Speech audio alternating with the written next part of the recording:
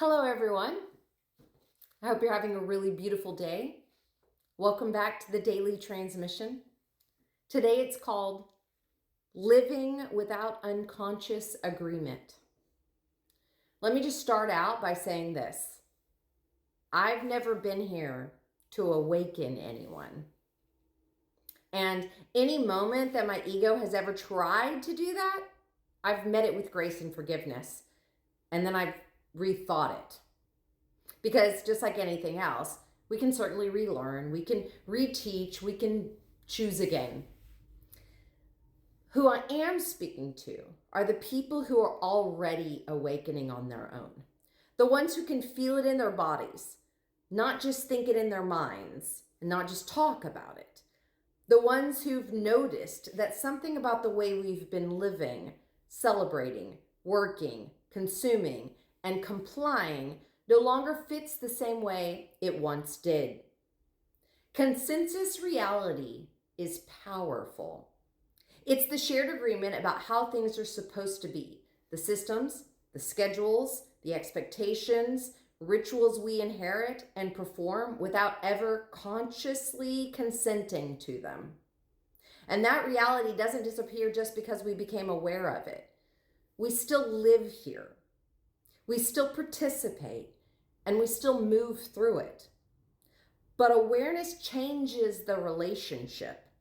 History shows us that when individuals named a deeper truth too directly, consensus reality often silenced them, imprisoned them, erased them, turned them into martyrs. Jesus, Joan of Arc, Martin Luther King Jr., Malcolm X, not because they were violent, but because they reorganized meaning. They refused to let authority live outside the human conscience. What's different now is that the awakening isn't happening in just one person's voice, one individual voice. It's happening through sensation, through the body, through taste, fatigue, longing, grief, joy, and discernment. It's happening quietly, collectively, and without the need for proclamation. I'm not here to convince anyone. Some people felt this shift and chose not to follow it. That choice is real. That consent matters. And it's not my responsibility to pull anyone across a threshold they've decided not to cross. What I am here to do is name what many of us are already experiencing. That we can live inside this world without unconsciously agreeing to everything it asks of us. That we can participate peacefully while sourcing our meaning from somewhere much deeper. That love, presence, and truth don't need permission to be practiced. Christ consciousness, as I understand it, isn't about escape or superiority. It's about embodiment. It's about allowing love to organize our choices instead of fear, habit, or compliance. It's about living awake without needing to be loud. So if this resonates, it's not because I said anything new that you're not already hearing in all kinds of other places.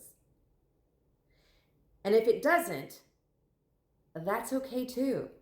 Even if you think I'm a crazy bird, I am. We're not here to wake up the world. We're here to live truthfully within it and let the rest unfold. Thanks for joining me again. January's Women's Wellness Retreat is coming together really nicely. Last night's dinner party was a huge success. So I am going to be up-leveling that in the amount of times I'm doing that here at Freedom Harvest Farms.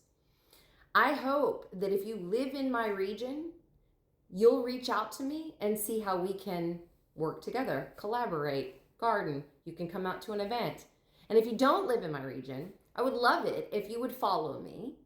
Or simply, if you're traveling down to the coast of Texas, reach out, see what we've got going on here. There's always something new to learn, and there's always something new if you choose it.